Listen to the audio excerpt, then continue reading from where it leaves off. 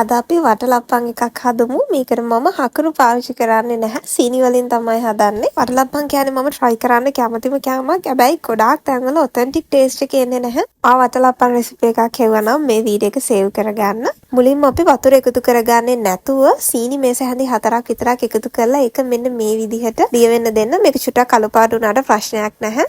ඒ ටික දිය වුණාට පස්සේ සීනි ග්‍රෑම් 200ක් එකතු කරගන්න. ඒක පොඩ්ඩක් මේ විදිහට දිය වේගෙන එද්දි පොල් කිරි කෝප්ප දෙකක් එකතු කරගන්න. පොල් කිරි එකතු කරාට පස්සේ මේ සීනි එක චුට්ටක් හයි වෙනවා.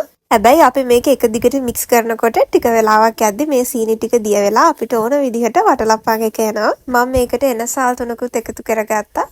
දැන් මේ ටික හොඳට මම වීඩියෝ එකේ පෙන්න පදම එනකම් මික්ස් කරගන්න. දැන් ඒක අපි නිවෙන්න තියාගන්න ඕනේ හොඳට. මම බිත්තර 6කට වැනිලා තේ හැඳි 1යි ලුණු චුට්ටකුයි එකතු කරලා මේ විදිහට විස්ක් එකකින් බිත්තර ටික හදා ගන්නවා. මේ බිත්තර ටික හොඳට පෙන එනකන් හදා ගන්න. එතකොට තමයි අපේ වටලප්පන් එකේ ටෙක්ස්චර් එක හරියට එන්නේ. දැන් කලින් අපි හදාගත්ත සීනි එකත් මේකට එකතු කරගන්න. ඔයාලට පේනවානේ මේ පදමට තමයි ඒක එන්න ඕනේ. දැන් මේ දෙකත් හොඳට මික්ස් කරගත්තට පස්සේ පෙනේලකින් මේ ටික අපි පෙරා ගන්න ඕනේ. මම මේක උඩ තියෙන මේ පෙන ටිකත් අයින් කරගෙන ඉවර වෙලා විනාඩි 40ක් ස්ටීම් කරගත්තා. මේ තියෙන විනාඩි 40කට පස්සේ ස්ටීම් කරගත්ත වටලප්පන් එක මේක පැය 3ක් වගේ ෆ්‍රිජ් එකේ තියලා තියන්න. එතකොට රස ගොඩක් ඇඩි. ඔයාලා ලේසියෙන් ඉක්මනට හදන්න පුළුවන් රසම රස වටලප්පන් රෙසිපි එකක් එවනම් මේ වීඩියෝ එක සේව් කරලා තියාගන්න. See you in the next video.